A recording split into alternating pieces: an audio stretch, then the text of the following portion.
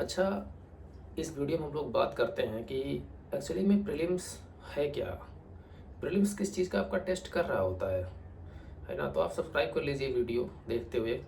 आपका इसमें फ़ायदा है क्योंकि मैं कई सारे सिचुएशनल वीडियो बना रहा हूँ एक्चुअली में कि जो सिचुएशन में काम आए यूपीएससी प्रीलिम्स के टाइम पे। तो एक्चुअली में यूपीएससी प्रीलिम्स है क्या? इसमें क्या होता है कि जो निकाल रहा है वो बार-बार निकाल रहा है, जो नहीं निकाल पा रहा है उसका 4 बार में नहीं निकल रहा है। तो अगर मैं ये बोलूँ ना कि एक प्रेजेंस ऑफ माइंड जो है वो यूपीएससी प्रीलिम्स के लिए बहुत ज़रूरी है, और रैशनल माइंड।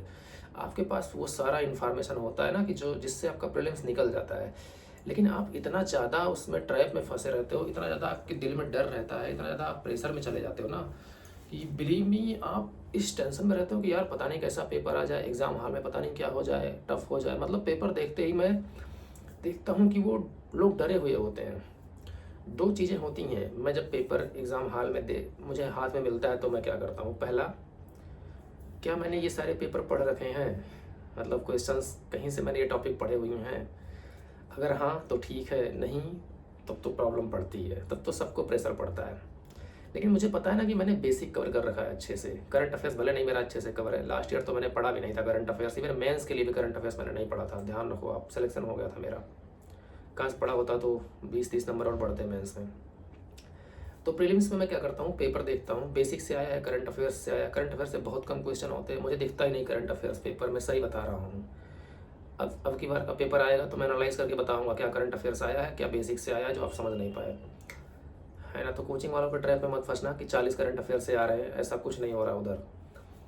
तो मैं पेपर देखूंगा, अगर पढ़े हुए आए हुए हैं तो अपने आप को शांत करूंगा, गोपाल पढ़ा हुआ पेपर आया है, be careful while solving the questions.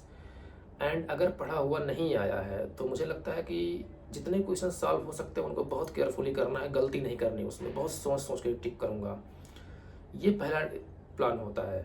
दूसरा होता है कि मैं सर उठा के पूरे एग्ज़ाम हॉल में देखूंगा, है ना? 24 ही लोग होते हैं लगभग एक क्लास में, बट मैं फिर भी देखूंगा, और उनका चेहरा देख के मुझे लग जाएगा कौन किस पानी में है। कोई दांत चबा रहा होगा, कोई पेन से सर खुजला रहा होगा, कोई फिर से प्रेशर में बैठा होगा, किसी के चेहरे की हवा उड़ी हुई होगी।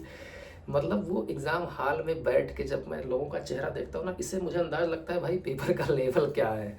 मतलब जब लोग टेंशन में हैं तो मैं रिलैक्स फील कर रहा होता हूँ, अच्छा सिर्फ मेरे लिए ऐसा नहीं है, सब टेंशन में हैं। तो फिर मुझे गलतियाँ कम करनी होती है अपनी, फिर मैं शांति से बैठ के पेपर सॉल्व करूँगा और उसको करता जाऊँगा। ये मेरा तरीका है एग्ज़ाम हॉल में पेपर का जो हार्डनेस है वो पता करने का। और मैं स्ट्रेटजी लेकर नहीं जाता एग्ज़ाम हॉल में कि अच्छा इसमें से ज़्यादा कर लूँगा, इसमें से कम कर लूँगा। मैं अपना दिमाग लेके जाता हूँ शांति से, पीसफुल माइंड। मतलब कोई मर रहा हो ना, तब भी मुझे फ़र्क नहीं पड़ता जब मैं 2 घंटे एग्ज़ाम हॉल में बैठा होता हूँ। मेरा इतना ज़्यादा स्ट्रांग कंसंट्रेशन होता है उस टाइम। मैं सिर्फ एक ही चीज़ सोचता हूँ, ये 100 क्वेश्चंस मेरे आने वाले साल डिसाइड करेंगे, या सीसेट के ये 80 क्वेश्चन मेरा पूरा साल डिसाइड कर देगा, हो सकता है मेरी ज़िंदगी डिसाइड कर दे। मैं 2023 का प्रीलिम्स छोड़ रहा था, बिलीव मी, मेरा कोई मन नहीं था प्रीलिम्स देने का। आई वॉज कम्प्लीटली डिसहार्टेंड, मतलब उखड़ा हुआ था मेरा दिमाग, सब कुछ काम नहीं कर रहा था फेल होने के बाद 9 नंबर से, और बहुत सारा चीज़ें उससे जुड़ा हुआ था कि यार सफल हो गया तो ये, सफल हो गया तो वो। लेकिन जब असफल हो गया ना तो बिलीव मी, पूरी दुनिया उजड़ी सी लग रही थी उस टाइम। अगले दिन तक मैं सिर्फ दुखी बैठा हुआ था, तुरंत फ़ोन बंद करके सो गया, भाई को मैसेज करके कि देख यार सिलेक्शन नहीं हुआ है, जब घर पे सब लोग खाना खा लेंगे शाम को ना तो बता देना कि सिलेक्शन नहीं हुआ, क्या पता वो लोग भूखे सो जाएं। Mummy papa. तो छोटे भाई को बता दिया ये बात, फिर सो गया मैं दिन में ही। फिर शाम को उठा, चाय वाय बना के पिया, फिर भूखा ही रहा मैं, पूरी रात नहीं खाया खाना। अगले दिन मुझे एक दोस्त का फ़ोन आ रहा है, अरे गोपाल भाई क्या कर रहे हो? मैंने कहा कुछ नहीं, रूम पे बैठा हुआ। तो आया अपनी बाइक से, बोला चलो चलते हैं खाना खाने। तो मैं खाना खाने गए हम दोनों बाहर, और वहाँ पे खाना खाते टाइम ही यूपीएससी का मार्कशीट आया। तो मैंने तुरंत डाउनलोड किया और देखा यार 9 नंबर से सिलेक्शन नहीं हुआ है।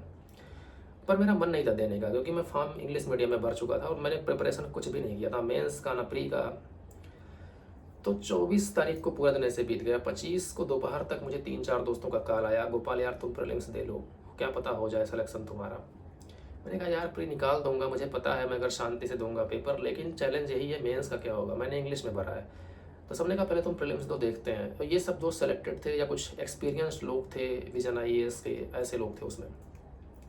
मैं गया पेपर देने, मैंने सिर्फ एनसीईआरटी हिस्ट्री रिवाइज़ किया, साइंस एंड टेक्नोलॉजी का अपना नोट्स रिवाइज़ किया, 2 चीज़ें पढ़ के मैं प्रीलिम्स देने गया था पिछले साल, 2 दिन में इतना ही किया था। 2 पेपर सीसेट का सॉल्व किया था, PYQ इतना करके मैं प्रीलिम्स देने गया था। लेकिन एक ही चीज़ मेरी स्ट्रांग पॉइंट थी, मेरा एक्सपीरियंस मेरे साथ था। मुझे पता था किस माइंडसेट से एग्ज़ाम हॉल में बैठना है, मुझे पता था कि क्या ध्यान रखना है पेपर सॉल्व करते टाइम, और ये सब मैं अपने 2 वीडियोज़ में बता चुका हूँ। अगर आपने देखा नहीं है तो जाके उसको देख लो।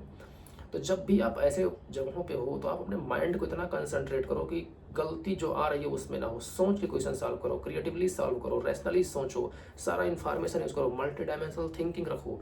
ऐसा करके आप जब प्रीलिम्स सॉल्व करोगे ना, प्रीलिम्स कभी नहीं रुकेगा, है ना। तो बिलीव मी, इस वीडियो को देखने के बाद अगर आप प्रेशर में हो ना, तो आप प्रीलिम्स खुद से अपना फेल करवा रहे हो, कोई नहीं करवा रहा है ना। तो पहले अपना प्रेशर रिलीज़ कर लो, शांति से बैठो, एग्ज़ाम तक अपने आप को पीसफुल रखो, मेडिटेशन करो, एक्सरसाइज करो, शांत रखो, बस शांत रखो।